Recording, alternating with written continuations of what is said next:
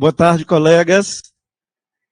Esse é um dia extremamente importante do ponto de vista da simbologia do que representa.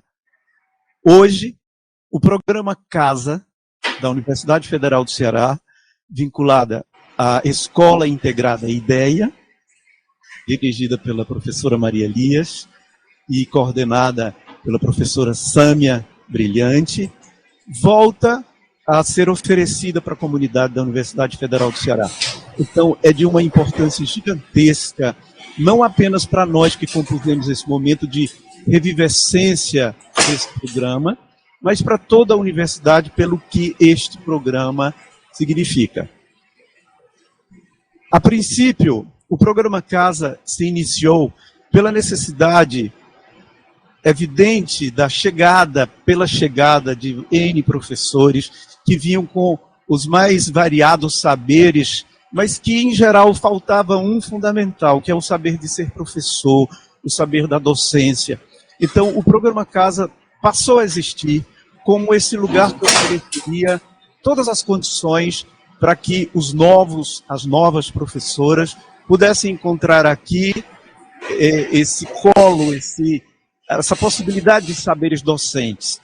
Mas, além de entrarmos aqui na universidade sem saber ser professor, não necessariamente, não é porque os concursos para professores são voltados para saberes específicos,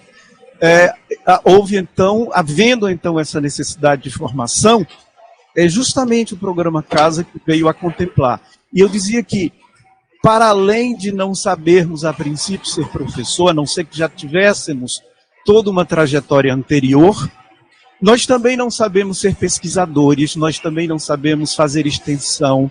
Então, há vários momentos em que essa casa que está chegando agora de volta, que nós chamamos a Casa de Saberes da Gente, e quem é a gente somos todos nós, os professores, os estudantes e os TAI, porque pretendemos agora uma casa muito mais ampla, com muito mais varandas, com muito mais quintais, em que se compreenda que não há como se produzir uma formação docente sem implicar a discência. Não há docente sem discência.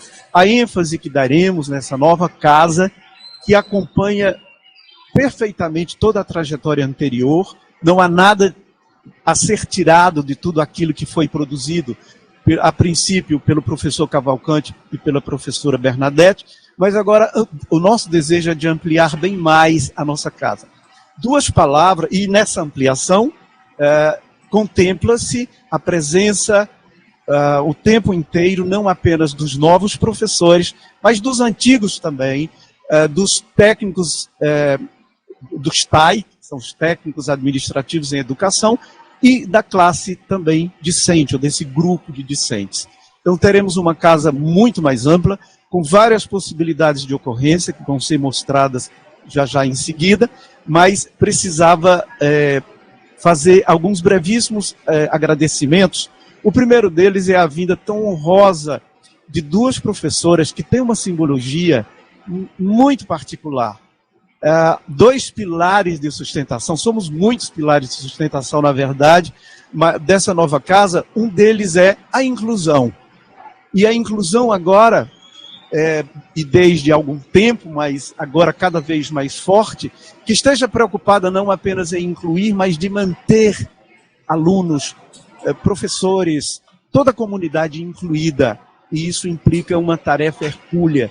E duas professoras materializam essa figura, né, essa representação de uma forma muito evidente para nós, que a professora Wanda Leitão foi a primeira secretária nossa, não é?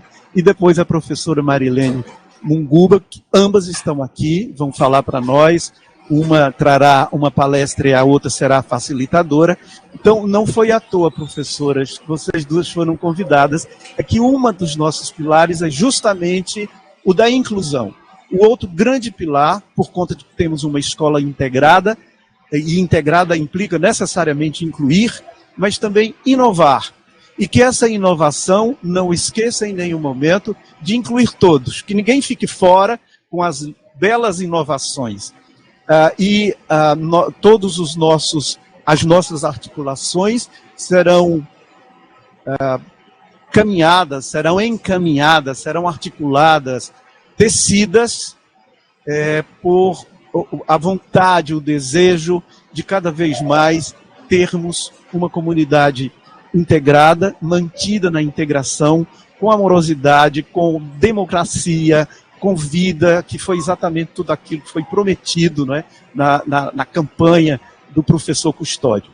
E então, sem mais delongas, eu vou passar, aí eu preciso agradecer, evidentemente, só mais um instantinho, aos tais, tem um duplo sentido aí, né, aos magníficos tais que estiveram junto conosco em todos os momentos para a composição desse instante que estamos vivendo aqui e que vai perdurar enquanto existir bons propósitos nessa universidade. São eles, Alexandre Silva, a Thaís Guimarães e a Adriana Madja, que de diversas formas compuseram a ideia, a estrutura, os encaminhamentos dessa casa, que é a Casa de Saberes da Gente.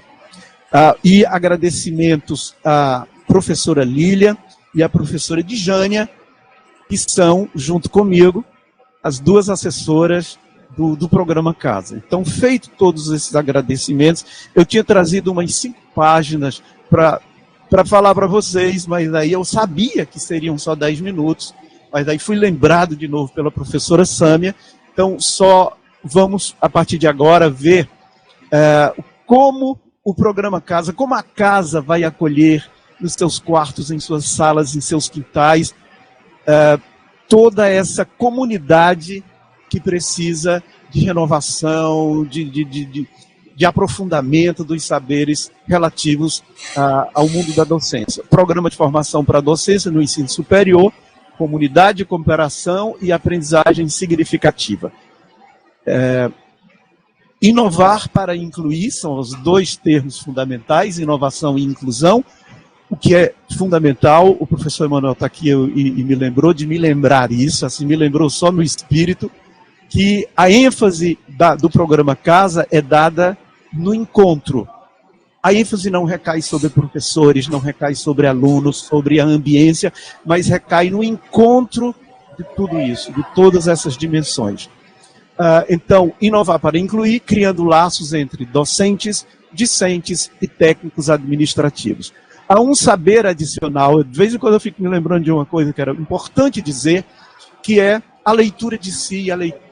Nós temos a leitura do mundo, a leitura das ciências, a leitura da filosofia, mas vamos incluir na nossa casa a leitura de si, que é um espaço que será oferecido, e posteriormente todos vocês saberão, para que nós possamos pensar a nossa própria condição existencial, os nossos próprios afetos, como estamos, como nos havemos nessas relações. Então, criando laços entre docentes, discentes e técnicos administrativos em educação. Um dos eventos importantes, e todos são muito importantes, né? Vocês verão que são, nós teoricamente já sabemos que sim, mas na prática a gente vai constatar isso. Um dos eventos é o Café em Casa.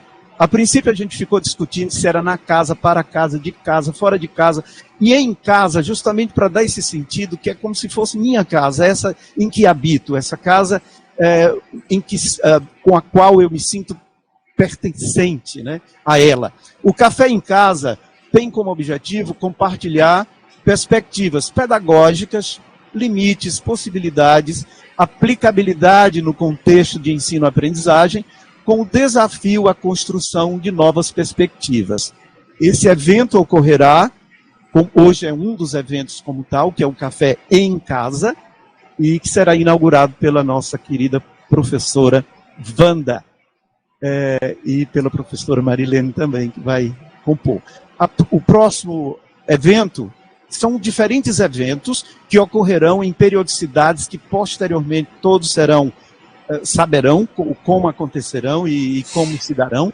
O encontro em casa tem como objetivo acolher os novatos, com relatos das ações docentes dos formandos e histórias de vida dos mentores. compartilhar estratégias, tecnologias, fazeres didáticos no ensino superior, a partir das experiências vividas por seus partícipes. Estímulo à criação de redes, intranets de docentes, discentes e técnicos administrativos que atuam em áreas afins. Um outro evento é a reunião da comunidade. O objetivo trata-se de momento de acolhimento dos professores do estágio probatório, recém-ingressos, e de apresentação das atividades pelos professores que estão finalizando suas atividades formativas junto aos projetos Casa. Ação docente, cujo objetivo é desenvolver a capacidade de reflexão e inovação na atividade acadêmica, incorporando os saberes didático-pedagógicos para sua formação e de seu discente, através do planejamento, aplicação e avaliação de uma ou mais atividades, revisão de currículos, plano de ensino e de aula, ação extensionista, etc. Rede de mentores. Alguns desses são novidades, alguns já tínhamos desde a casa anterior. O objetivo é estimular a colaboração entre um docente mais experiente para outro que necessita de mais saberes, para potencializar suas ações didático-pedagógicas. Identificar as dificuldades dos professores iniciantes e buscar soluções a partir das trocas de experiências entre o professor mentor e os professores ingressantes sob a responsabilidade desse. Dialogar com as soluções mais inovadoras e compartilhar a experiência de quem já tem com quem está em formação. Acompanhar, utilizando a plataforma online, um ou mais, máximo de 5 professores, em estágio probatório, atuando em áreas afins, para que possa ter um amplo desenvolvimento de suas competências como docente no ensino superior. InnovPad 2024 tem como objetivo contribuir para a promoção da inovação dos processos de ensino-aprendizagem na universidade, mediante a integração docente-discente, por meio de propostas que busquem maximizar a inclusão e minimizar a evasão, estimulando o protagonismo do discente e seu papel na sociedade. Professores inspiradores, esse é o meu predileto, esse aqui me comove só de falar dele, tem como objetivo homenagear professores ativos ou aposentados que contribuíram de forma significativa e inspiradora para a formação docente e melhoria do processo de aprendizagem do discente dentro e fora da UFC. Encontro de docência do ensino superior, cujo objetivo é compartilhar as ações didático-pedagógicas desenvolvidas por docentes, discentes, graduação e pós-graduação e técnicos administrativos. Minicursos em casa, de forma remota assíncrona, um tema será apresentado por um convidado em 20 minutos, a fim de auxiliar as ações docentes a serem desenvolvidas durante o período do probatório. Será utilizada uma plataforma e/ou formulários online para acompanhamento da realização da atividade pelo docente. E é isso, muito obrigado. Vamos, então, agradecimento nesse evento inaugural ao NUTEDES. Obrigado, professora, por ter me lembrado isso. Na pessoa do professor Luiz Roberto, agradecendo a toda a sua equipe que tão bem nos acolheu e nos acolhe. Meu Deus, como é que eu pude esquecer isso, não é? Muito obrigado. A gente falar de uma temática, né, de um tema, de um assunto que nos mobilizou a vida inteira, tem uma significação enorme, né, que toca assim, muito profundamente a minha essência. Né? Por isso eu me emociono sempre que eu falo dessas coisas. Né?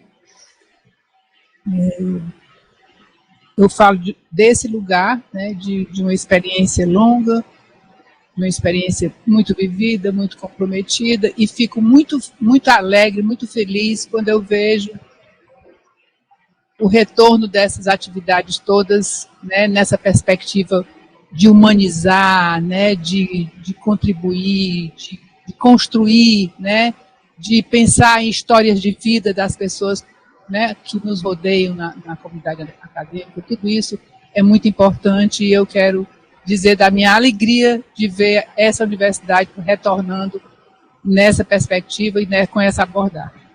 Mas eu queria, o Olinda, agradeço, né, o convite, fico extremamente lisonjeada, extremamente vaidosa, né, por estar nesse momento de reabertura da casa, né, com essa temática tão importante que é muito cara para nós e é muito importante. Né? Então, o Olinda me propôs essa temática aí, né, que é a questão da inclusão e a relação professor-aluno. Eu pensei algumas coisas, sabe, e organizei esses slides para me guiar, para eu não me perder. Mas eu acho que o mais importante aqui é a gente conversar, né? São desafios, mas tinha um subtópico, né? Desafios inovadores, eu esqueci de colocar, né? Então, esses desafios são desafios que são vividos, né? No aqui, no agora, no chão da sala, né? No âmbito da universidade, em vários ambientes de aprendizagem. Então, eu queria que eu vou passando, aqui, eu que passo. Então, eu queria começar com alguns conceitos, muito rapidamente, para a gente situar, né, essa questão da inclusão educacional, porque a gente fala inclusão é uma coisa muito mais ampla, né, é uma proposta muito mais ampla, mas a gente está se focando na inclusão educacional. Então, inclusão educacional, na perspectiva da acessibilidade, é voltada a esse público, né, que apresenta alguma condição de deficiência.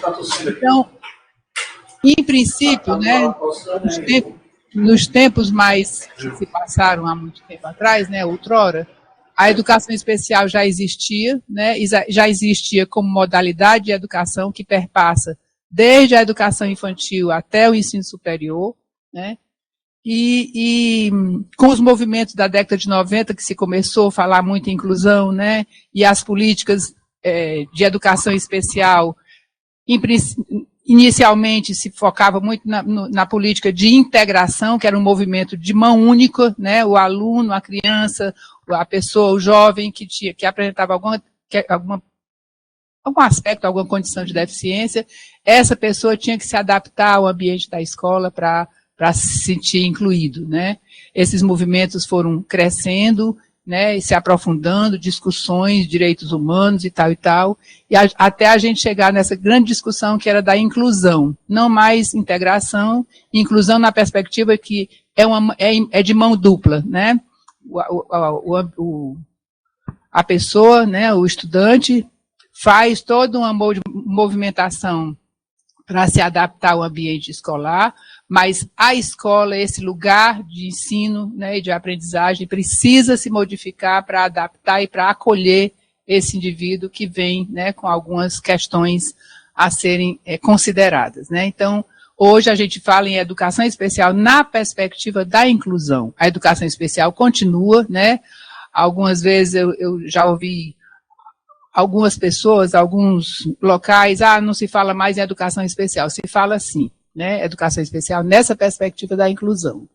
O outro conceito, vou colocar algumas coisas relativas à acessibilidade e conceito de pessoa com deficiência, né.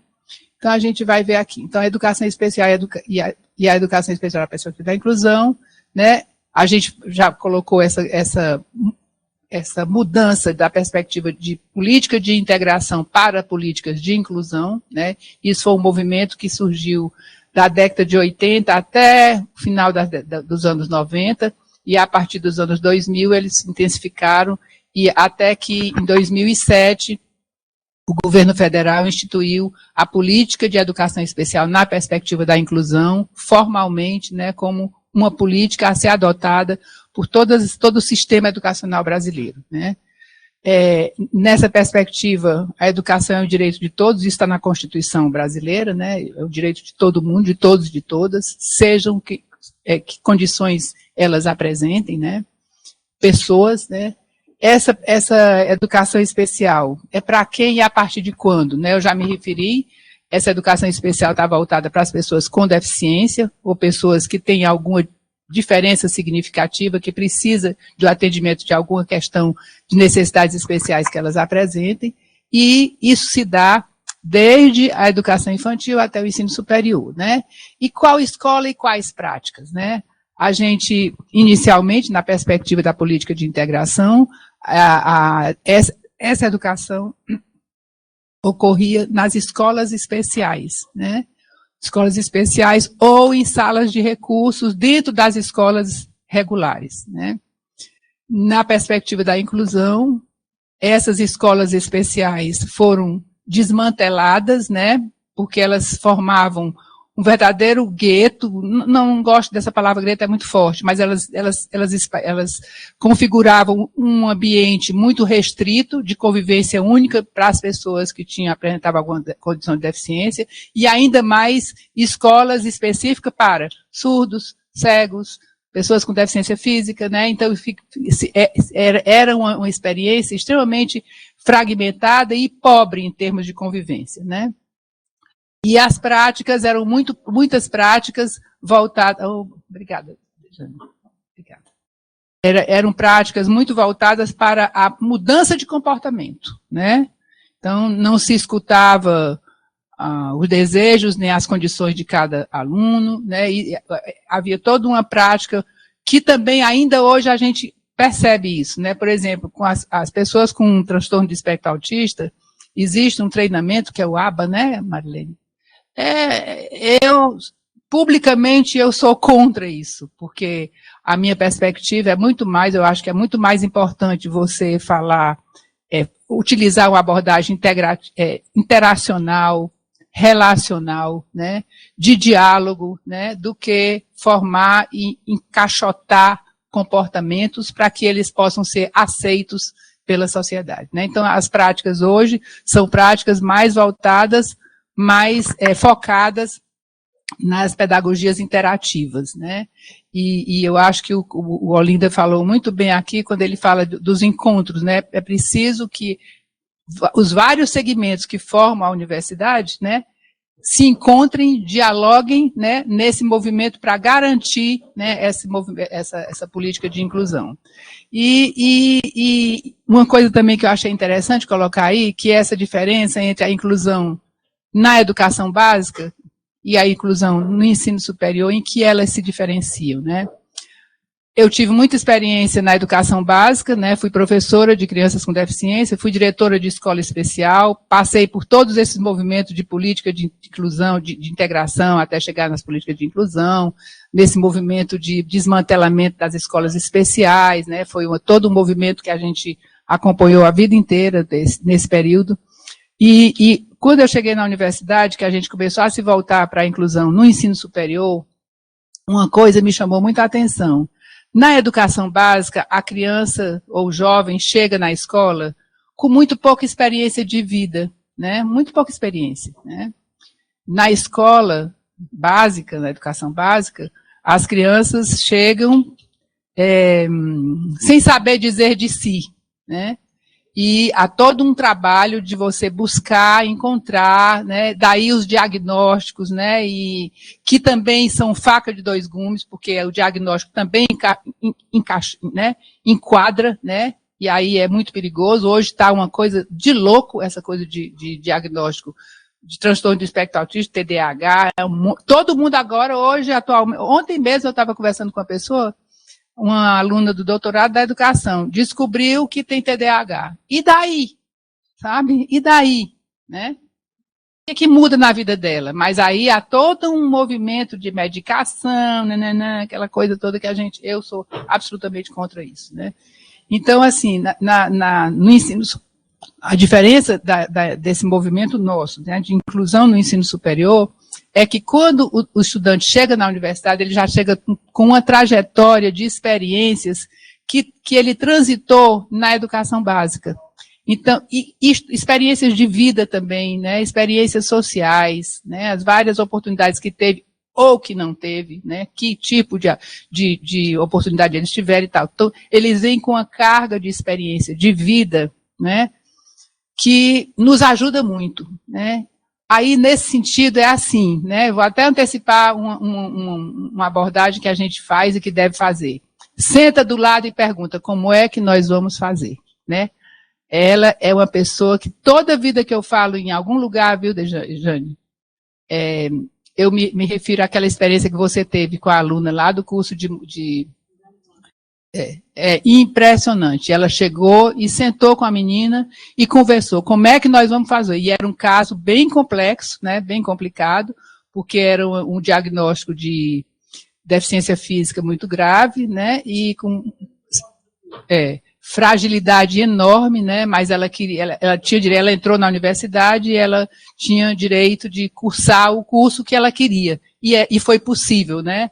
Então, assim, a tua experiência me comove muito. Sempre que eu falo, em alguns lugares, eu tive na faculdade de Aridiçá, e eu me referi àquela tua experiência, né? Senta com ela, vai lá experimentando, ajeita a mesa, ajeita a forma de se sentar, como é que vai usar a máquina de costura. Foi fantástico. Eu acho que ela precisa fazer, né, um depoimento, um relato dessa experiência para mostrar que é possível, né? Desde que haja essa abordagem próxima, né, de consideração de quem é aquela pessoa, quais são as condições dela, né, para a gente se livrar das impossibilidades ou das barreiras, né. Então, essa é uma coisa que eu queria, só como introdução. Bom, e o outro conceito que a gente precisa também falar, né, trazer aqui, eu acho que vocês também já sabem, mas só para a gente ter um mote para a gente ver a questão dos desafios, é que a acessibilidade e inclusão são conceitos extremamente imbricados um no outro, né? Não existe inclusão, né, nessa perspectiva que a gente está falando, não existe inclusão se não houver ações de acessibilidade, né? Não existe, né? Só a Ana, como era o nome dela? Suelen. A Suelen só pôde permanecer no curso porque muitas ações de acessibilidade foram adotadas, né? E aí foi uma vontade política, né? Na época, a Secretaria de Acessibilidade já existia toda uma gestão comprometida com essa questão, né? E que possibilitou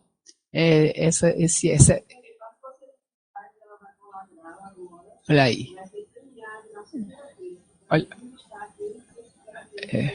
Olha, eu acho importantíssimo isso a gente tem que abrir a boca e mostrar todos os cantos, porque é fundamental a gente ver que é possível, né? É possível. É possível, só que não é possível, não cai do céu, né? É todo um movimento, né, de vai e volta, de conversa, de interações, de escuta, né? É uma questão de atitude, é postura, né? Eu acho que isso é fundamental, e aí, de novo,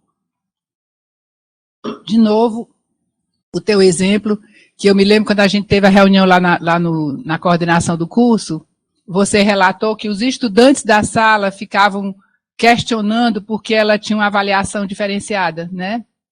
E, quer dizer, são muitas facetas desse processo, muitas, né? E muitos atores, né, nesse processo todo. Então, é uma questão de atitude. E você, né, foi uma pessoa que assumiu. Não, você é uma pessoa inclusiva, né? Você adotou essa atitude, essa postura de acolhimento mesmo, de verdade, né? E enfrentou muitas dificuldades. Essa questão também de que a gente precisa eliminar barreiras, né? Isso está ligado à acessibilidade. Quando você oferece condições de acessibilidade, você elimina barreiras, né? E uma coisa que também eu aprendi muito nesse trabalho, nessa vida, né, aqui na universidade, é que a gente precisa reconhecer, identificar as barreiras, mas a gente precisa meio que deixar elas de lado e buscar as possibilidades. Foi isso que aconteceu com você também e com outros professores que adotaram, né, essa posição, né? quando não se adota essa posição, o processo não anda, não vai, não desenvolve, né? Então, buscar as possibilidades. O que que você pode? A gente já sabe o que que você não pode. Pelo menos por enquanto, né? Porque muitas vezes a primeira apresentação, eu não posso isso, eu não posso aquilo. Eu lembro que teve um técnico fez concurso e entrou na universidade, estava perdendo a visão, e a gente conversou com ele estava muito traumatizado, porque estava recém perdendo a visão, e tudo que a gente apresentava para ele dizia que não tinha condição. Não, isso dói, isso me incomoda, a minha vista, a luz, que as tecnologias assistivas não davam certo. E aí a gente acalma, bom, não é o tempo dele, né? Ele vai ter que ter um tempo para ir digerindo essas coisas, e a gente precisa ter essa escuta com muita calma mesmo, né? E buscando as possibilidades, o que que você pode, né? E aí, o que que a gente pode fazer com isso, tá, e tal. Uma outra coisa que eu quero destacar aqui também, que é a acessibilidade, essas ações de acessibilidade objetiva, a autonomia com segurança. A autonomia absoluta não existe, né? Não existe, nós não temos autonomia absoluta, nenhum de nós, nenhum ser humano tem uma autonomia absoluta, porque a gente tem limites, todos nós temos alguns limites. E essa questão de autonomia com segurança, né? E uma outra questão para a gente avançar, e a última questão nesse slide, que eu queria destacar, que eu estou falando em ações de acessibilidade, que são muitas as dimensões da acessibilidade, né? Então, a gente tem acessibilidade física, acessibilidade tecnológica, acessibilidade pedagógica, acessibilidade de toda natureza para atender, né, as diversas condições do ser humano, do que eles apresentam, né? Deu certo, então? Cadê? Está aqui. Certo. Bom, agora chega esse conceito de pessoa com deficiência. Esse conceito que está aqui é um conceito da ONU, da Convenção Internacional da ONU de 2007, em que eles definem a pessoa com deficiência numa abordagem socio-relacional. De novo, a importância das interações, né, e dessa construção do ser socialmente falando, né? Então, as pessoas com deficiência são aquelas que têm impedimento de longo prazo, né? Né? Isso é importante, natureza física, sensorial, intelectual e ou mental, as quais, em interação com as diversas barreiras, né, podem obstruir sua participação plena e efetiva na sociedade em igualdade de condições com as demais pessoas, né? Fundamental esse aspecto que na definição tem, né? Que essas condições de deficiências, as pessoas que apresentam alguma condição de deficiência, no embate na vida social, né, no mundo social, elas se deparam com muitas barreiras que as tornam deficientes, né, porque elas não são deficientes, né, mas as barreiras, quando elas não são retiradas ou quando elas não são resolvidas, tornam essas pessoas deficientes, né. Sou casada com uma pessoa cega, há muitos anos ele é completamente cego, e no ambiente de trabalho dele é todo adaptado para que ele tenha autonomia, né? Os móveis não saem do lugar, e quando sai tem que dizer, olha, que tal cadeira que estava ali está aqui, né? E em casa também é tudo completamente adaptado, né? Ele é capaz de ir na geladeira pegar um copo d'água, ele é capaz de pegar uma banana para comer, ele é capaz de pegar uma roupa para vestir, de procurar o sapato e encontrar o sapato que dá certo com sabe? Então, há todo um ambiente que favorece a autonomia dele, né? A autonomia. E é assim que a escola deve ser. É assim que o mundo deve ser, né? E a gente luta por isso, né? Eu sonhei um dia que eu ia ver, mas eu acho que eu não vou ver esse mundo completamente, né, inclusivo, né, mas vamos em frente, né, as gerações aí têm um desafio para continuar. Então, essa abordagem socio-relacional é muito interessante. Eu estou lembrando agora que o Vygotsky, no começo do século passado, ele escreveu um texto sobre, que se chama supercompensação, a supercompensação, em que ele dizia que as pessoas que têm uma questão, condição de deficiência, elas acabam se compensando, fazendo um movimento de compensação, mas não é esse movimento que compensa, que a gente fala, fulano não tem visão, mas ele escuta. Não é dessa compensação que ele falava. Ele falava de uma mudança de estrutura neurológica, né? O ser humano, ele é capaz de mudar, né, e de adaptar toda a sua estrutura neurológica para se adaptar ao mundo, né, e com este mundo se relacionar, né? Uma outra questão que ele trazia também, ele falava de um relato com crianças. Ele dizia que as crianças, elas não percebem a deficiência do outro ou a sua própria condição, né? E eu, na minha tese de doutorado, eu entrevistei pessoas surdas adultas, né? E todos os 12 sujeitos da minha pesquisa, todos eles falavam dessa experiência. Enquanto criança, até 8 anos, 7 anos, não percebe essa diferença, né? Então, né, e depois, aí quando ele começa a enfrentar a escola, participar da igreja, participar de aniversário de família, né, as crianças começam a crescer e ficar adolescente, começam a se afastar, né, deles, e aí eles começam a perceber que eles têm, né, alguma coisa que não está, né, que não tá legal para eles, né? Não é nem, né, enfim, né? Então, essas pessoas, elas têm modos e formas muito específicos de aprender o mundo e se relacionar com o mundo, né? São essas experiências de vida, né, que eu me referi no começo, que eles trazem para a universidade, né? E cabe à universidade captar essas experiências que eles trazem e expandir, né? A universidade, a Secretaria de Acessibilidade, que é essa instância maravilhosa, que eu amo de paixão, é essa instância que vai pensar e oferecer recursos tecnológicos, recursos pedagógicos. Não temos as respostas todas, né? Nós temos recursos tecnológicos e diálogo. Diálogo com o outro, né? Com este aluno, com este técnico, porque a secretaria também atende não só aluno, mas atende também a técnicos, servidores. Esse diálogo que vai garantir o acesso, né, pleno e com segurança e garantir uma formação de qualidade para esses estudantes. Bom, aí os desafios. Eu vou falar muito pouco, porque eu queria muito também ouvir das pessoas quais são os desafios que elas enfrentam, né? Eu acho muito importante. Então, a primeira coisa que me vem à cabeça é esse desafio ético, né? Que diz respeito ao compromisso com o outro. Sem isso, não tem condição. Sem isso, nada desse processo de inclusão pode acontecer, né? Esse compromisso com o outro, ser, que tem potencial, que é potente, né?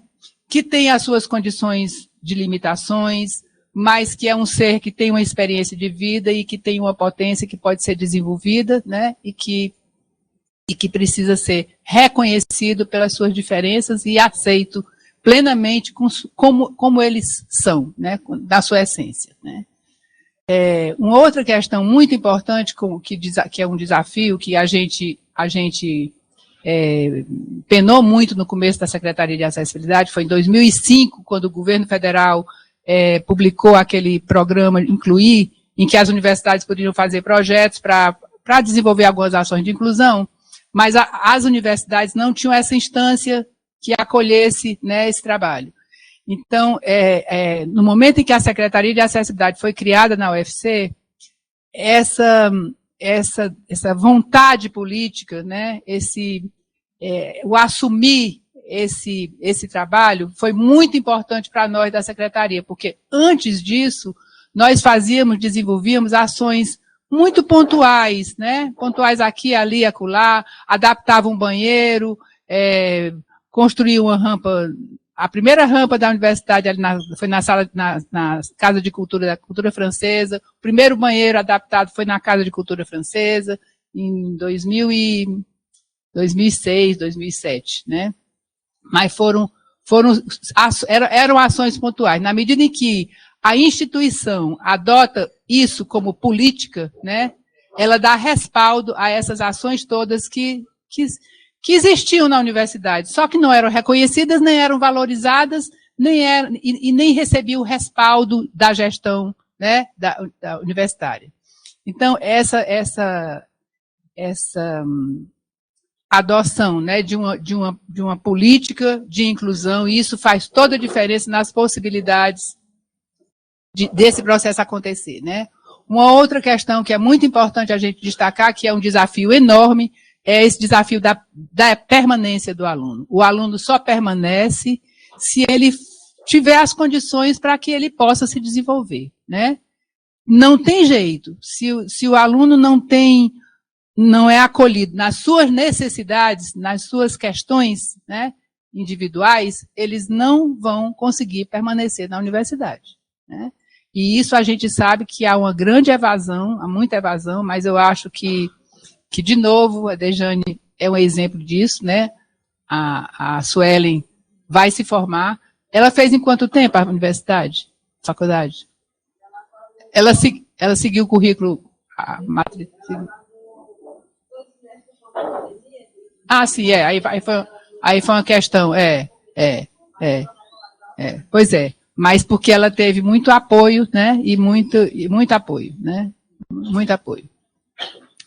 Então, essa permanência é fundamental, né, e a formação de qualidade, que isso é para todos, não é só para eles, né, é para todos. É uma questão que tem que ser pensada, a universidade tem que pensar nessa permanência e nessa formação de qualidade para todos os estudantes que ingressam aqui, né. Uma coisa que é fundamental, a escuta. É um desafio e tanto, viu? Você escutar de verdade, né? Porque é uma escuta genuína. É uma escuta que o seu ser permite essa escuta. Não é uma coisa de faz de conta. Ah, eu escutei isso, eu escutei aquilo, ele faz... Não é essa escuta. É a escuta em que o sujeito sente que está sendo ouvido. É do âmbito do sentir, né? Manter essas interações a partir desse diálogo, né? Está atento, o que está acontecendo? Nós temos um caso vários casos, né, de estudante na universidade, que ele entrou na engenharia de pesca e ele tinha umas questões ligadas a transtorno de espectro autista, né? Não tinha um diagnóstico certo, mas ele tinha comportamentos que ele não se adaptava bem, e ele tinha umas fobias também. E ele, no curso de engenharia de pesca, tinha uma disciplina, um momento lá, em que eles viajavam no barco, né? E ele ia para a universidade com a mãe, porque ele tinha muito medo de ir sozinho e tal. E essa escuta que a gente fez com esse estudante e com a mãe foi uma das coisas que mais me comoveu. Porque ele não aceitava que ele queria fazer engenharia de pesca, ele não aceitava que ele não pudesse, né, prosseguir o curso. E a gente foi numa abordagem assim, sistemática, com ele e com a mãe, e com os professores do curso, né? Até que ele convenceu-se de que ele não podia continuar no curso de engenharia de pesca, e escolheu se migrar para o curso de agronomia. Ele conseguiu se formar em agronomia, né? E está alegre e satisfeito, está bem, né? Então, esse movimento de escutar, de interagir, sabe, de conviver, né, de estar ali, e não tem importância não, chama a família também. Tem casos que tem que ter a família junto, não é porque eles são adultos que eles não podem, né, que a gente não pode usar, né, e compartilhar esse movimento com a família também, né, tem casos que é preciso. Então, assim, esses três elementos aí, a escuta genuína, né, as interações positivas, né, verdadeiras, e essa convivência. Não tem um processo de inclusão sem conviver. Não é possível a gente transformar a UFC em uma instituição inclusiva se eles não estiverem aqui convivendo conosco. Nós convivemos conosco, eles todos conosco. Tem um exemplo que também que é muito, muito importante. a gente, em 2006, a gente trouxe para a UFC o curso de Letras Libras à Distância. Era um curso de formação de professor de ensino de Libras. Foi o primeiro curso no Brasil, né, um curso à distância, era um projeto da Universidade Federal de Santa Catarina, e nós fomos núcleo. Você era dos alunos da primeira turma, né? Foram 2 turmas. O Willer. E a gente funcionava aos sábados, então não tinha muito movimento na universidade, né? Aos sábados, de manhã e de tarde, às vezes domingo de manhã, e ficava aquele curso ali só nós conosco, né? Aquela coisa. Aí tinham os encontros universitários, vários movimentos da universidade. Eu comecei a pensar, não, nós somos um curso, a UFC é um núcleo desse curso, está acolhendo esse curso, esses estudantes vão ter que participar dos encontros universitários. Foi a coisa mais linda que eu já vi na minha vida, foi o primeiro encontro em que eles, agora, até nós, da gestão do curso, conseguirmos que eles pudessem apresentar trabalho nos encontros universitários, porque não era um curso da UFC, né? Então, havia todo um desejo da gestão de que esse processo acontecesse, né? E aí eles participaram dos encontros universitários, apresentaram o trabalho, foi um movimento, o Willer participou disso, né, Willer? Foi um momento, assim, de muita emoção, e a partir daí, todos os anos, eles participavam dos encontros universitários, dos vários eventos que a universidade oferecia, né? Então, conviver, não tem como a gente... tem uma outra coisa que me lembrei agora, eu tenho uma amiga que é professora, excelente professora, e ela perguntou para mim um tempo desse aí, uns anos atrás, aí ela disse, Wandinha, se eu tiver um aluno cego na minha turma, o que eu vou fazer? Né? Eu não sei como conviver com uma pessoa cega. Aí eu falei, né, vamos escutar, eles chegam aqui já com uma história de vida, escutar e tal. Aí, isso para dizer para vocês que realmente acontece, existem professores que não têm experiência nenhuma, que não têm nenhuma convivência com esses indivíduos que apresentam alguma condição de deficiência, e que precisam conviver com elas para aprender com elas. A gente aprende com eles, né? A gente aprende junto, né? Eu lembro também que é tão interessante isso, a falta de experiência que a gente tem, né, em conviver com essas pessoas, porque por muito tempo eles foram escondidos, né, ou estavam em escolas especializadas. Os cegos estavam todos no Instituto dos Cegos, os surdos estavam todos no Instituto dos Surdos, né, todo mundo nas suas caixinhas, sem conviver, né, com os outros. E eu lembro que uma vez, uma professora falando, eu não sei lidar com isso e tal. Aí eu digo, a gente avança, aprendendo, é assim mesmo. Aí eu contei que eu tive um aluno cego na minha turma, e olha que eu sou uma pessoa experiente, né? Mas a gente a gente tem tão poucas oportunidades de conviver com esse público, né, que a gente faz umas besteiras. E eu lembro, aí eu falei para ela, olha, esse aluno era cego da minha turma, eu programei na minha aula passar um filme. E aí, a gente arrumou tudo, tal, o filme, e aí ele chegou na sala. Quando ele chegou na sala, eu me dei conta. Como é que eu fiz um negócio desse? Eu não pensei, né, que ele estava... Não considerei esse aluno. Aí eu me sentei do lado dele, pedi desculpas. Olha, tu me desculpa, eu programei esse filme, mas você vai assistir esse filme com a ajuda nossa, né? E aí, 2 estudantes, colegas, um ficou um do lado do outro. O filme era falado, tinha tradução em português, né? Falado em português, não era legendado, traduzido. E aí elas ficaram descrevendo as imagens do jeito que elas puderam. E ele ficou alegre, satisfeito e conseguiu, né, interagir e aproveitar do momento. Então, é assim, a gente erra e a gente pede desculpas, né? A gente, olha, eu fui mal, são os maus jeitos da gente, né? E isso é importante para qualquer situação. É muito nobre você reconhecer que foi inadequado e pedir desculpas e não fazer mais. Eu agora me lembrei que eu tenho uma neta que ela dizia assim, mamãe, fulaninho, irmão, tá enchendo o saco. Aí a Fernanda, minha filha, dizia, Vitinho, peça desculpa a ela. Aí a minha neta dizia, não adianta, ele pede desculpa, ele faz tudo de novo. Né? Então, esse erro a gente não pode cometer, né? Nós somos adultos e comprometidos com as pessoas, né? Um outro desafio grande também é a adaptação curricular, né? Existem e são necessárias as adaptações curriculares, né? A gente não vai suprimir nenhum conteúdo a menos, mas adaptados, né? Em termos de metodologia e de abordagens pedagógicas, né? Tem uma aluna, que eu dou sempre esse exemplo, ela era da psicologia, cega, ela foi fazer a disciplina de testes psicológicos e tinha o teste de Rorschach, que são imagens, né? Umas manchas, né?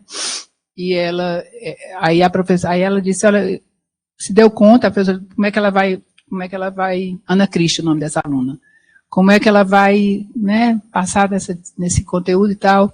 Aí ela falou com a professora disse, não tem importância, a gente não considera esse conteúdo na sua avaliação.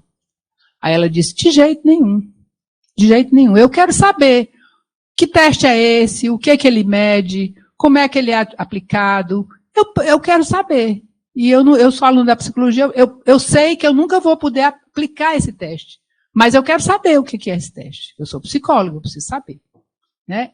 Sabe, essa coisa aí, a professora pediu desculpas a ela. Né? Vamos lá. Né? E aí, há todo um movimento de colaboração da turma, né, dos colegas, para ajudar, junto com a professora e a aluna, para que ela se sinta incluída na disciplina. Né?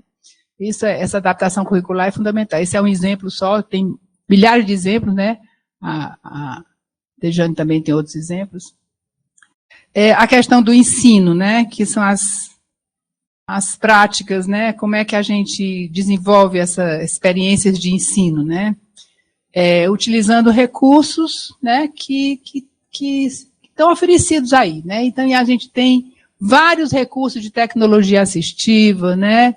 Criatividade dos próprios alunos, né? Tem um outro estudante que ele era do curso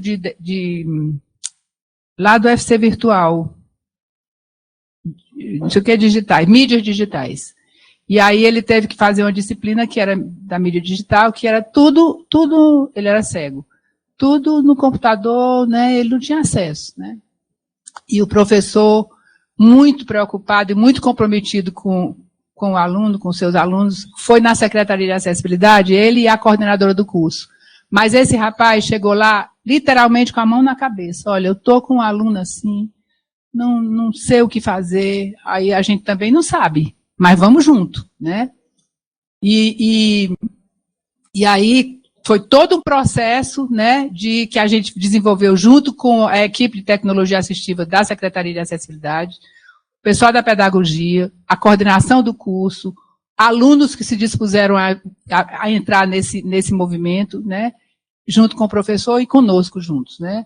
E o aluno acabou fazendo a disciplina. Aí olha como era interessante, olha como a gente não sabe, né, conviver com isso, a gente não tem experiência, né. O professor chegou lá e disse assim, olha, eu já pensei em ele fazer a disciplina em 1 ano, né, estender o tempo da disciplina em 1 ano. A questão não é essa, a questão é que ele não enxerga, né? Então ele vai continuar não enxergando, né, as planilhas de computador. Né? Então, várias propostas vieram que não atendia à necessidade do aluno, né? E que não ia garantir o acesso a esse conteúdo. Então, essas tecnologias assistivas, elas são fundamentais para atender às necessidades específicas de cada condição de deficiência, porque não tem um modelo. O aluno cego precisa disso, daquilo outro. Não tem isso. Né? Existem milhares de possibilidades que vai se adaptar a cada situação específica. E uma outra coisa que é muito interessante também ressaltar, esse processo de avaliação também precisa ser repensado. Né? Existe, eu lembrei que eu falei da tua experiência, né, que os estudantes ficavam chateados porque ela tinha uma avaliação diferenciada, né? Como não ter? E qual é o problema, né? De atender a diferença daquele aluno, né?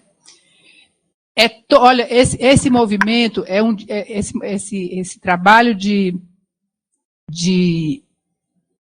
movimentar, né, a comunidade acadêmica em busca dessa inclusão, desenvolver esse processo, é uma coisa muito bonita, mas complexa, né? Porque a gente trabalha com vários públicos, né? Várias pessoas.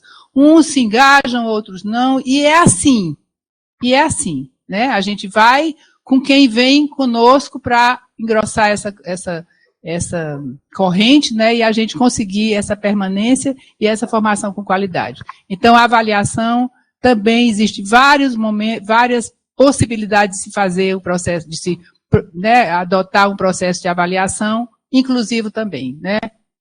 Vários tipos de recursos, de instrumentos de avaliação, oral, pela via tecnológica. Esse aluno meu, que era cego, ele fazia as provas escritas com DOSVox, né? Ele ia lá para a biblioteca, levava o pendrive dele e botava lá, e lia e fazia a prova dele, enfim, né? Então, são esses desafios que eu coloquei aqui, que são as coisas que eu lembrei como importante, mas eu acho que os professores que estão em sala de aula têm muitos desafios, que eu acho que era muito importante que alguém, né, que vocês pudessem colocar aqui para a gente discutir, né, e conversar sobre isso, né? Isso que eu trouxe aqui foi só para a gente motivar uma conversa, tá bom? Então, a gente para por aqui, né, e vamos escutar agora, né, vocês.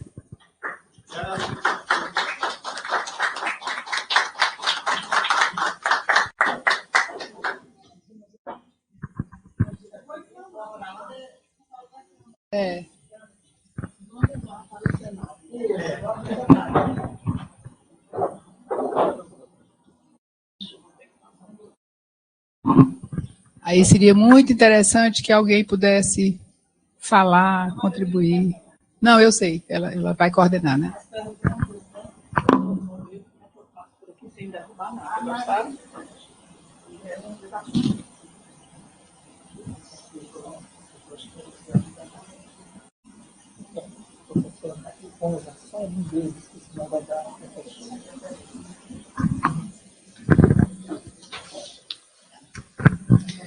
Bem, então, boa tarde a todos, todas e todes. Agradecer pelo convite, né? Eu fiquei muito feliz com a oportunidade. Primeiro, por estar aqui com a Wanda, que fico tietando a Wanda há anos, né? Nós já tivemos várias oportunidades de convivência na área da acessibilidade e inclusão, e dizer do privilégio de que nós estamos tendo aqui, com esse banquete aqui para 1000 talheres. Né? Quem ficou observando, enquanto eu estava ali assistindo, né, eu estava embevecida. Né? Então, agradecer, Wanda, pelo compartilhamento, né, das experiências, e tudo que a Wanda fala aqui realmente faz parte da vivência, né? A experiência dela. Então, antes de falar sobre as perguntas e os comentários, que não são muitos, mas são importantes aqui no chat, né? Eu trouxe aqui, rapidamente, queria falar sobre o perfil da Wanda. Não acadêmico, porque todo mundo conhece, né? Olha o olho dela, curiosa, olhando para o meu papel. Assim, ó. Então, assim, em termos de perfil, eu pensando na Wanda, né? Desde que eu recebi o convite, eu fiquei pensando, né? Então, a primeira coisa que me vem à mente é a atitude ética dela em relação à vida, em relação às pessoas, né, que têm o privilégio de conviver com ela. A humildade é uma outra característica que é marcante na Wanda, a amorosidade, a generosidade, né? Eu acho que muito do que eu estou dizendo aqui vocês perceberam na conversa, quando ela estava apresentando aqui, e isso gerou, no período que ela implantou a Secretaria de Acessibilidade, o UFC Inclui, e os frutos a gente tem até hoje, né? Está colhendo, são ações transformadoras, né? E isso é importante a gente relatar e ressaltar, porque não foram ações realizadas no período em que a Wanda era diretora da secretaria e que, com a saída dela, houve o desaparecimento dessas ações. Não, nós continuamos colhendo os frutos dessas ações. E um dos compromissos que eu assumi com a universidade, com a gestão e com a própria Wanda, é o respeito ao legado dela, né? E eu gosto sempre de falar isso porque é importante a gente reverenciar a Wanda, e ela fica emocionada aqui, né? Eu também, né, Wanda? Porque foi uma construção de vida, né? E levaram aqui ao diálogo e comunicação, a sensibilização da comunidade acadêmica, né, em diversos níveis e momentos diferenciados, a libertação, né, a gente ouviu alguns depoimentos sobre isso, né, aqui, e a busca pela equidade, inclusão e acessibilidade. Então, quando eu penso na Wanda, eu penso em tudo isso. E fechando, Wanda, esperançar sempre. Não é? Esperançar sempre. Sem isso, não chega a lugar nenhum, né? Então, agora vamos aos companheiros e companheiras, né, que estão remotamente. Isso não quer dizer que quem está presencialmente não vai poder se manifestar, não, tá bom? Mas vamos logo, né, já que o pessoal está distante, privilegiá-los, tá? Então, aqui tem alguns comentários. Deixa eu ver aqui, o primeiro comentário aqui, né, do Rafael Henriques.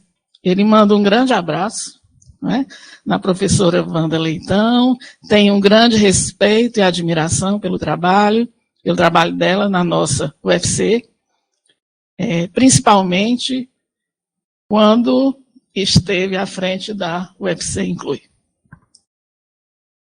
Outro comentário aqui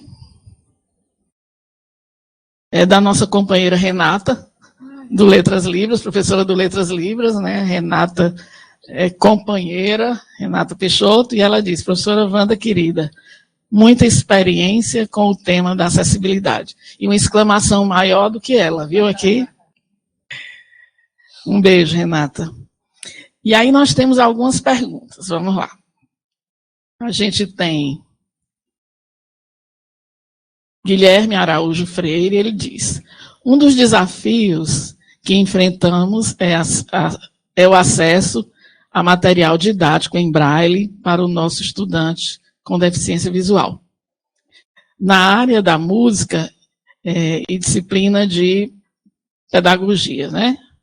Ele complementa a pergunta. Tu vai responder tudo?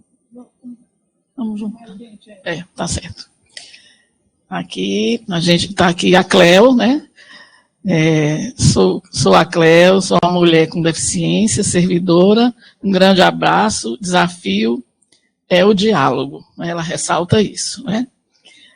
Aqui também tem Lila Câmara, ela pergunta, assim, as metodologias de ensino-aprendizagem tradicionais, aulas teóricas para grandes grupos, por exemplo, são inclusivas?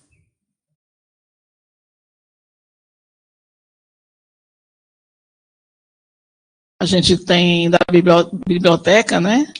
A unidade da Cleo lá, a biblioteca acessível, né, da UFC, ela complementa, então. Pessoas com deficiência agregam valor, diversidade e não problemas. Entretanto, ainda é difícil esse entendimento. Professora, que estratégias a senhora entende que possam ser realizadas? É a Cleo.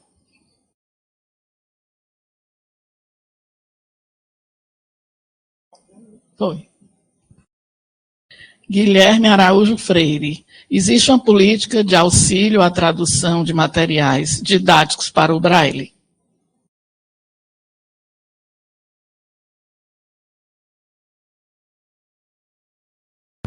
Manuel Santos Neto.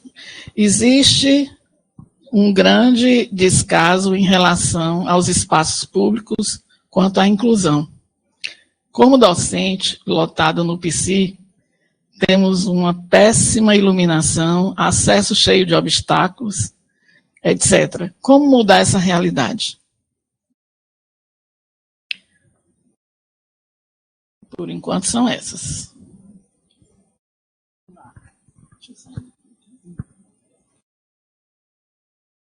Gente, eu não tenho resposta, não, né? Não tenho resposta, não, porque cada né, a gente pode fazer um comentário. Eu quero agradecer o abraço do Rafael, um abraço para você também, Rafael, beijo, Renata. O Guilherme, né, fala da questão do material em braille no curso de música, né.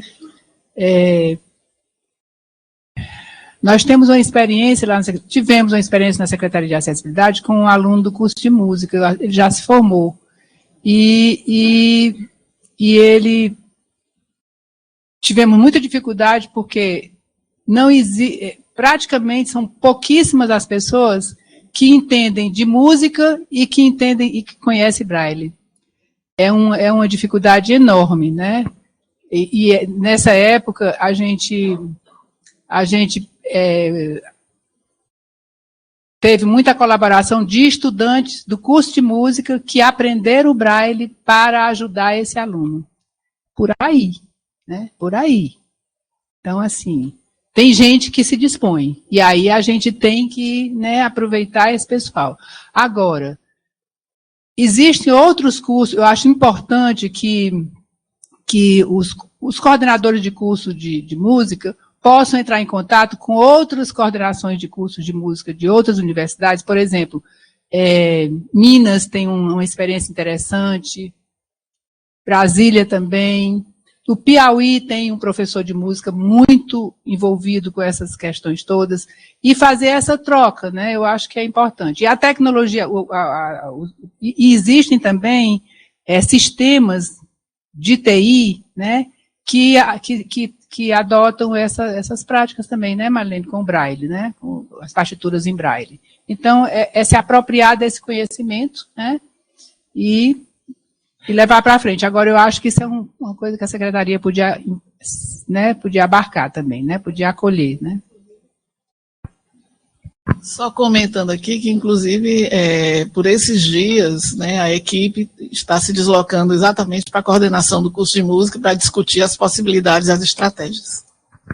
E aí, é isso aí, né? É isso aí, né? E a partir dessas discussões, né, vão acabar encontrando os caminhos, né? A Lila pergunta se as aulas teóricas, são inclusivas. Depende dos recursos que você está utilizando, né? Se você estiver utilizando nas suas aulas teóricas, né, recursos de acessibilidade para aquele estudante que você tem na sua sala, né, dependendo da condição de deficiência dele, você vai conversar com ele e vai ver com ele quais são os modos que ele, né, que ele adota para aprender e aprender esse conhecimento, né? É com ele, né, é sentar junto. Tem um exemplo maravilhoso de uma professora lá do curso de letras, viu? A aluna era Lara, a professora era... não estou lembrando o nome dela. E a Lara chegou na sala de aula e com a bengalinha dela, a Lara era completamente cega, ela nasceu cega, ela tinha prótese no olho, então ela nunca teve experiência de visão. E ela chegou na sala e aí a professora olhou e disse assim, pensou com ela, né, puxa vida, tem uma aluna cega na minha sala.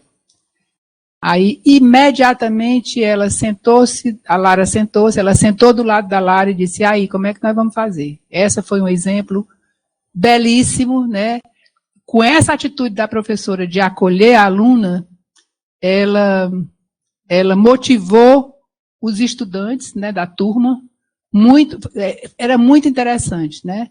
Motivou muitos das colegas, e essa menina, essa Lara, construiu amizades lá dentro que até hoje estão com ela. Elas andavam para cima e para baixo, elas liam para ela, elas, sabe, facilitavam, levavam para a secretaria, levavam para o ponto do ônibus, sabe, essa coisa toda que a própria professora incentivou esse movimento, né? Então, é isso.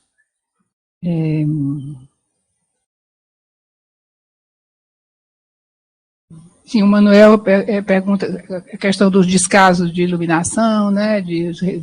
Esse aí é o melhor, esse é o melhor de resolver. É só pegar, né? Solicitar, né? É só resolver. As questões físicas são as mais fáceis, né? As questões mais complicadas são as que dizem respeito aos processos pedagógicos, né? E tantos outros. E é isso, né? Agora, Cléo, eu não entendi. Sim, a Cléo destaca a importância do diálogo. Realmente não tem como fazer esse trabalho sem manter esse diálogo e essas interações intensas, né? E verdadeiras. E eu não entendi essa pergunta da Cléo sobre estratégias, não entendi. O que aí? Vê aí de novo. O que ela diz? Bom, ela diz o seguinte: pessoas com deficiência agregam valor, diversidade e não problemas. Entretanto, ainda é difícil esse entendimento. Professora, que estratégias a senhora entende que possam realizar? Acho que é a questão. Não, e parece assim que eles agregam valor e tal, mas eles ainda não são reconhecidos, né? É uma questão cultural, né? É uma questão cultural, né? De reconhecimento. A gente vive num ambiente, a gente vive na sociedade que os valores humanos, né, da essência humana, estão muito fraquinhos, né? Estão muito enfraquecidos, né? E a gente precisa reativar isso, né, para que essas pessoas sejam reconhecidas. É um movimento, é uma luta grande, né, de décadas, né? Eu lembro que a gente participava de passeatas, de movimentação, mostrar do que são capazes, né? Fazer esses relatos de que é possível, né, se desenvolver e aprender e se formar num curso de graduação da universidade. Eu acho assim que é uma questão de formação humana, né? Eu acho que o Projeto Casa tem muitas possibilidades, né, para trabalhar essas estratégias de reconhecimento dessas pessoas, né, com seus valores, né. Ainda hoje, é muito comum ver as pessoas se admirarem. Ah, fulano é cego, terminou faculdade de Direito. Se ele teve condição, se ele teve acesso ao conhecimento, é uma pessoa como qualquer outra, né? Então, exatamente. Né? Agora surgiu essa expressão aí do que capacitismo. Capacitismo. Depois a gente vai para cá, né? Mais uma pergunta que nós recebemos aqui. Aliás, não é pergunta não, agora que eu estou vendo. É um comentário da Renata, professora Renata. Professora Marilene, continuando com muita competência o legado da professora Wanda. Olha, estou ficando feliz. Wanda, um grande beijo para as duas e de quem admira muito. Aí chegou aqui da biblioteca também. Obrigado por tudo, professora Wanda, por tudo que nos ensinou, por tudo que plantou em nossas vidas. Deve ser da Cléo, né, que é da biblioteca. Gente, eu vou dizer uma coisa, viu? Às vezes eu fico muito surpresa com esses comentários, porque eu não fiz nada mais do que a minha obrigação, né? Nada mais do que a minha obrigação, né? E rendeu porque foi feito com muito empenho, né? Eu acredito nesse processo. Eu acredito no lado amoroso do ser humano. Eu acredito que o processo educacional, ele tem várias dimensões. E aí eu destaco duas. O racional, que é o que prevaleceu, né, ao longo da nossa formação, e o emocional, né, que ficou meio de lado, né, não se considerava as histórias de vida das pessoas, né, mas hoje eu vejo que está sendo resgatado. Hoje o Olinda colocou numa das atividades, né, essa coisa de história de, você, né, se citou, né, história de vida, considerar esse encontro de professores, docentes e discentes, né, considerando essas experiências e os seus modos de ser, né, e é isso aí, o caminho é esse, né, não é simples, mas eu quero dizer, é simples assim, é dialogar, né, é ser simples. Eu acho que uma coisa que é muito minha, sabe, eu acho que a simplicidade facilita as coisas. Pompa, palavrório, teorias são importantíssimas para a gente ter a base de compreensão teórica, né? Mas, se a gente não tiver humildade, né, simplicidade no processo, você não vai para frente. Fica tudo superficial, tudo na superficialidade. Eu acho que eu fico arrepiada e fico muito emocionada. Eu acho que foi isso, mas eu contei com a equipe maravilhosa. Eu quero dizer também para vocês que a equipe da Secretaria de Acessibilidade é uma equipe notável, acreditem, é uma equipe notável. Eles aprenderam ali, na lida, na convivência, nos estudos, né? Tem coisas que os livros não nos dizem, os livros não trazem muitas questões importantes que a gente aprende na convivência. Então, está atento à convivência, está atento ao movimento do outro, está atento ao que o outro nos diz, o que do outro tem que me incomoda ou que me faz acolhê-lo, né?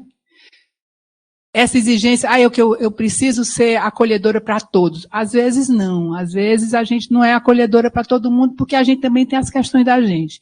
Eu vou colocar uma coisa para vocês. Eu sempre trabalhei na área de educação especial, desde 1972 que eu trabalho nessa área. Trabalhei com crianças com deficiência intelectual há muito tempo, com crianças surdas eu tive contatos sociais, tenho uma sobrinha surda, mas eu nunca consegui trabalhar com criança cega. Nunca consegui. Me doía, sabe? Mas me doía muito. Eu me lembro que uma vez eu fui fazer uma visita a uma instituição de criança cega, e essa criança, ele tinha uns 5 anos de idade. E até me comove até hoje. Era um moreninho, a coisa mais linda do mundo. Ele era de abrigo. A Kombi vinha, levava e passava o dia na escola. E eu fui fazer uma visita lá, que era da Secretaria de Educação, fazendo um trabalho da Secretaria de Educação. Aí, esse menino, quando eu cheguei perto, né, falei, me acocorei para falar com ele e tal, e ele lindo demais, cego. Ele agarrou-se nas minhas pernas, não queria me soltar. Não, mas agarrou-se e ficou. Gente, foi um sofrimento, porque, para mim, eu não podia levar essa criança para casa, sabe? Por outro lado, carência, sabe? É uma dor, né? Então, assim, a gente tem os limites da gente também, né? A gente tem as nossas condições também, né? A gente tem muito potencial, mas a gente tem o nosso também. Então, assim, é fazer essa mediação, é estar atento ao outro e a gente também, né? Ao outro e a gente. E a gente, muitas vezes, precisa se afastar um pouquinho para ver o que é que está acontecendo ali que não está muito bem comigo, para poder elaborar e voltar, né? E aí esse movimento é o movimento que nos impulsiona a ficar cada vez mais e estabelecer os vínculos mais fortes, né? Os vínculos afetivos mais fortes, de compromisso maior também, né? Então, é assim, é conversando, né? É assim, não tem outro jeito. Vamos abrir agora para quem está aqui presencialmente. Aqui, professor. Vai usar outro? Professor, eu vou levar aqui. Pronto. Oi, Wanda, tão lindo que eu fico emocionado demais só de ouvir. Mas eu tenho um pequeno comentário que algumas pessoas até já ouviram aqui, que estão mais próximas de mim, porque me comoveu muito nesse ano de 2023. Uma aluna chamada Ingrid, que ela me ensinou a não chamá-la de cega, mas de não enxergante. A Ingrid me contou que com ela entraram 11 alunos na mesma condição que ela, na mesma condição existencial. E somente ela está se formando agora, todos foram embora. Eu perguntei para ela o que é que pode ter acontecido. Ela disse, professor, eu vou lhe contar só 2 pequenos episódios da minha experiência pessoal, que foi isso que eu ouvi dos demais. Num dia, uma professora, não queria identificar assim, dizia assim, você está nesse ponto e caminha para esse outro. Aí ela disse, professora, me diga que canto é esse e para o outro para onde ela vai. E a resposta que eu recebi da professora foi, olha, eu não estou preparada para dar aula assim não.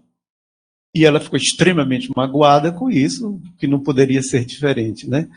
E foram várias pequenas e grandes histórias que, ao final, depois de ouvi-la, não são apenas os não enxergantes, os surdos, os LGBTQIAPN+, são muitos, né, que precisam ser incluídos.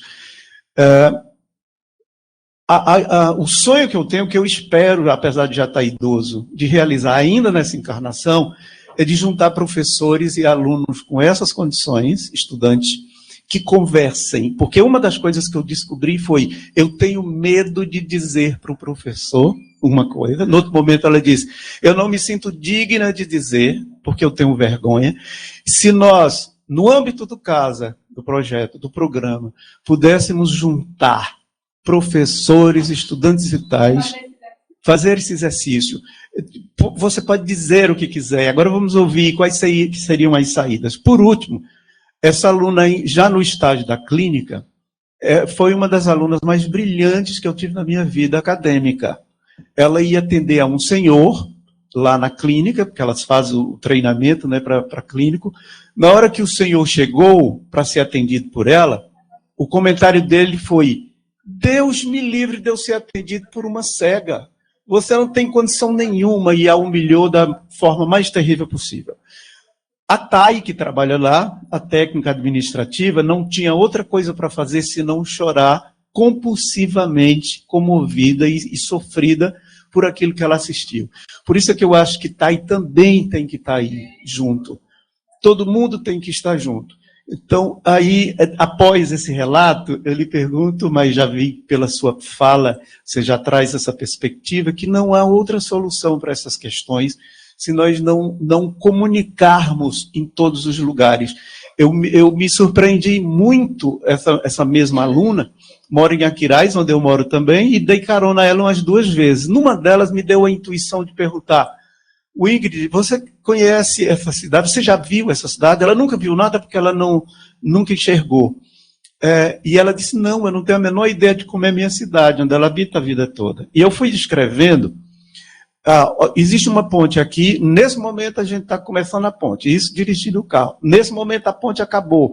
Quando foi no final, ela fez para mim um mapa da cidade de Aquiraz, que eu próprio, que enxergo, não tinha, que enxergo com os olhos. E aí eu vi o tamanho da minha mesquinhez, de nunca ter percebido isso junto aos meus alunos, que nós podemos mostrar os territórios da universidade, mostrar os lugares. Outra vez eu marquei com ela um encontro na cantina X da psicologia ali dentro, e ela disse, professor, não tenho a menor ideia de como chegar lá. Então, é preciso que a gente saia caminhando com essas pessoas quando chegarem, que a gente saia mostrando com os olhos que não são os olhos da cara, cada dessas coisas. Então, parece assim que a gente, quando para pensar, são tantas infinitas possibilidades. E aí, eu juro que eu queria, era uma pergunta isso, mas eu já vi que se transformou muito mais numa declaração. Porque você já, ao falar, já me deu todas as respostas que eu precisava. Fazer um comentário, mas essa aluna, esse relato dessa aluna que a professora disse que não estava preparada para atendê-la, né? Essa aluna foi embora, né? Certamente ela não teve nem apoio de colegas, nem da própria gestão da coordenação, né? Não teve apoio, a própria coordenação do curso talvez nem tenha sabido desse fato, não vai atrás, né? É uma coisa que a universidade tem que estar atenta, sabe? Acompanhar os seus alunos, sabe? Acompanhar os seus estudantes que estão ali, né? Sob a coordenação deles. Isso aconteceu com ela, ela foi embora. Outra criatura que teve essa mesma experiência, professora, disse que não estava preparado para dar aula para cego, que tinha feito concurso, não para gente normal. Essa aluna não foi embora. Sabe por quê? Porque ela tem uma história de vida de muita segurança e de muito acolhimento.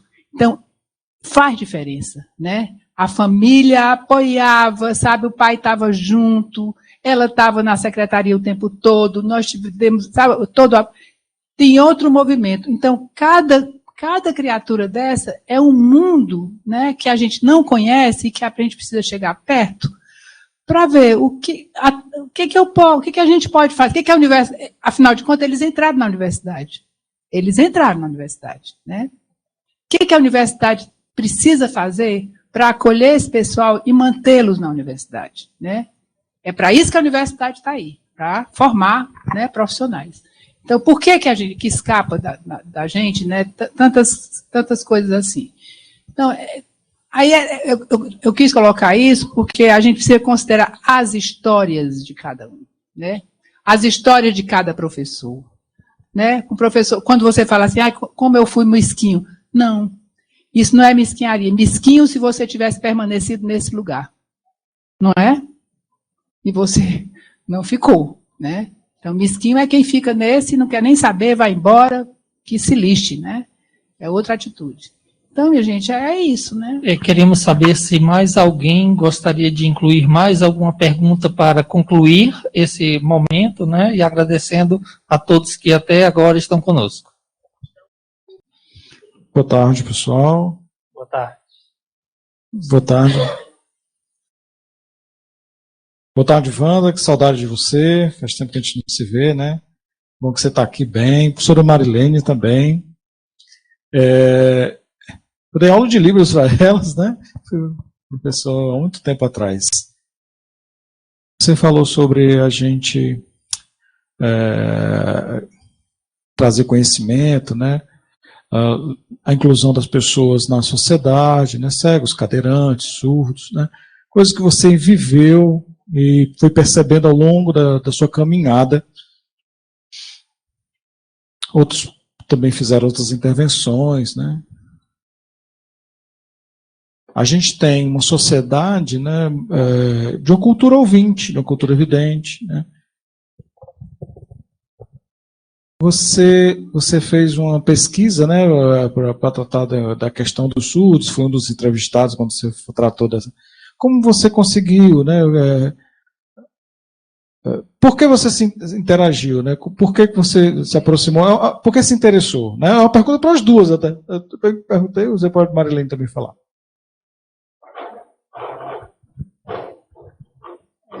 Eu vou ser muito rápida, né? Outrora, eu não acreditei na língua de sinais. Achava que isso não rola, não. Como é que pode, né? E eu tenho uma sobrinha que é surda, só que ela nunca aprendeu não. Na época ela não era fluente na Libras, né? Depois foi que ela aprendeu a Libras. Aí, mas eu fiquei muito indignada, porque na minha dissertação de mestrado, eu tinha feito um trabalho, né, nessa área também, e percebi que a trajetória de vida das pessoas surdas era mais complexa. Exatamente pela questão da barreira linguística, né? Aí eu resolvi me aprofundar nisso. Comecei a fazer o curso de Libras com você, né? Foi a primeira turma de curso que o Willer deu, eu estava nesse grupo. E eu comecei a me interessar por isso e fui fazer a minha pesquisa de história de vidas de pessoas surdas, né? E foi isso, né? Eu acho que tem o lado da minha sobrinha, mas tinha o lado da minha curiosidade e do meu choque quando eu comecei a perceber, não, mas se eles utilizam e se eles se comunicam, essa língua é língua, né? Vale, né? Mas há muitos anos atrás isso, viu? Eu também pensei, como algumas pessoas ainda hoje pensam, que a língua de sinais não é uma língua, né? Que não dá conta de filosofia, que não dá conta de matemática, como eu escutei de um grupo de professores daqui da UFC, quando a gente foi lutar por contratação de intérpretes, né? E a importância dos intérpretes. E a criação do Letras Libras, né, foi uma luta danada, mas professores diziam, não, eu não acredito que um surdo seja capaz de ser advogado. Se tiver a língua, ele é capaz como qualquer outro. Se ele tiver acesso aos conhecimentos que todos os outros que se formam em direito tiverem, ele é capaz de ser um bom advogado também, né? Então, assim, a questão da barreira linguística, né, ou das possibilidades linguísticas, para não dizer pelo negativo, dizer pelo positivo, das possibilidades da língua de sinais. Né.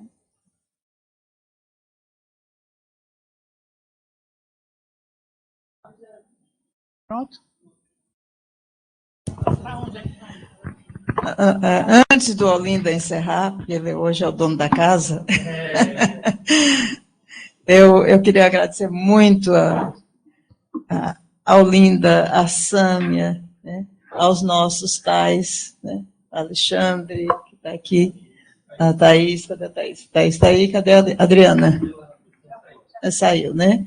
A professora, a nossa outra assessora, por esse trabalho, né, tão bonito, que permitiu que o CASA reabrisse as portas, né? Nós passamos 4 anos sem o CASA. O programa, né, o programa continuou, mas com outro nome que não fazia a menor referência, que talvez não tivesse a mesma sensibilidade, empatia, era outra, como Olinda dizendo, era outra vibe, né?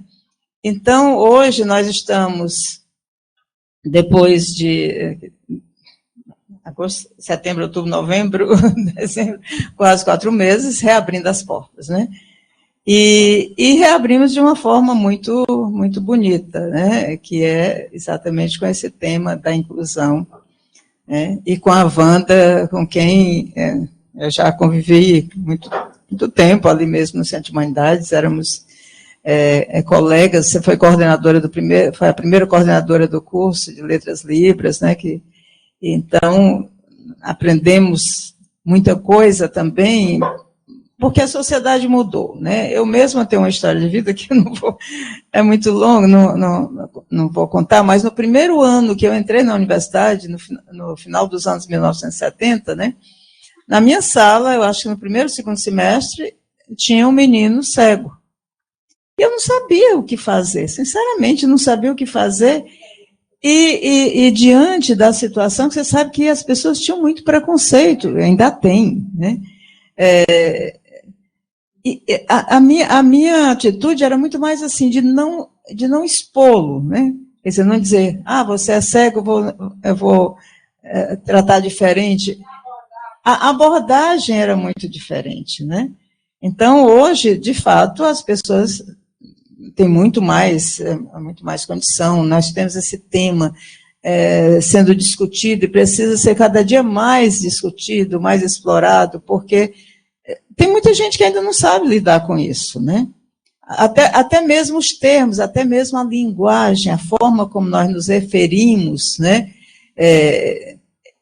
Nem sempre, até muda, né? Uma hora era deficiente visual, agora não é mais para dizer deficiente visual, nem deficiente físico, né? Então, a terminologia vai mudando e nós precisamos entender também esse motivo, porque a linguagem vai expressar isso, né? Porque o termo deficiente já é negativo, né? Certo? Então são muitas coisas, né? Muito aprendizado, né? Que a gente precisa ter. E a ideia com esse primeiro lançamento assim, para o público, né, para a sociedade, para a universidade, para a sociedade, tem muito orgulho de ter começado assim, né, e de ter esses colaboradores todos tão sensíveis, né, aos temas da universidade, né, que precisam ser levados para os nossos professores em estágio probatório, porque provavelmente é possível que tenha algum que, como eu, né, que não teve esse estágio probatório, tenha a mesma dificuldade, né? Então, é muito oportuno, e ter você aqui, ter a Marilene aqui, apresentando a sua experiência e a própria Secretaria de Acessibilidade, é muito bom, porque nós precisamos divulgar esses temas, nós precisamos falar muito desses temas, né? Porque só falando muito desses temas, nós vamos conhecê-los e aprender a lidar com isso. Então, muito obrigada. Daqui mesmo? Não, tenho que ir para lá, né?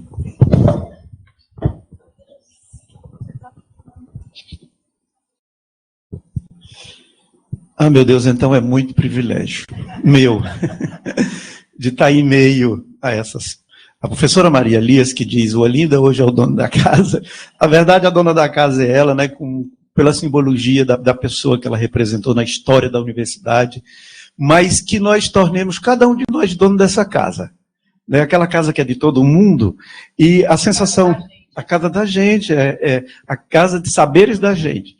E a sensação que eu levo para casa agora é de um querer mais. E esse querer mais significará necessariamente a gente ir muito à porta da professora Marilene, da professora Wanda, porque precisamos para sempre dessas parcerias, precisaremos de inventar coisas juntas, de nos reinventar coisas juntos, né, conjuntamente. É importante lembrar que os eventos do Casa, que eu prefiro dizer da Casa, embora seja do Projeto Casa, da Casa para trazer esse duplo sentido, eles irão acontecer itinerantemente. Eu me lembro muito da ideia daquelas casas do Rio Amazonas, a depender das chuvas e dos ventos e dos trovões, ora ela está ali, ora ela está acolá. Então, hoje foi aqui no NUTEDS, a quem agradecemos enormemente ao NUTEDS por esse espaço cedido, só vou me lembrar dessa vez, falta entrar aqui a Wanda, ficar um pouquinho mais para cá. E então a nossa casa será itinerante. No outro momento ela vai estar em outro lugar, de forma que nós vamos ocupar todos os campi dessa universidade, nós vamos tentar seduzir, não sei se o verbo é bem esse, para que mais e mais pessoas participem e discutam e criem junto isso, e reinventem junto isso, que é fundamental para o nosso fazer profissional, que é não ser apenas professores conteudistas, porque isso somos maravilhosos, porque cada um de nós sabe tudo que tinha que saber, senão não teríamos entrado na universidade, mas que para além dos nossos conteúdos a gente consiga com amorosidade, com democracia, com liberdade, com respeito, fazermos uma casa de fato acolhedora para todo mundo. Então, assim, eu, em nome da professora Maria Elias, da professora Sâmia, eu declaro que está encerrada essa atividade e convido para as próximas que serão anunciadas muito em breve. Muito obrigado.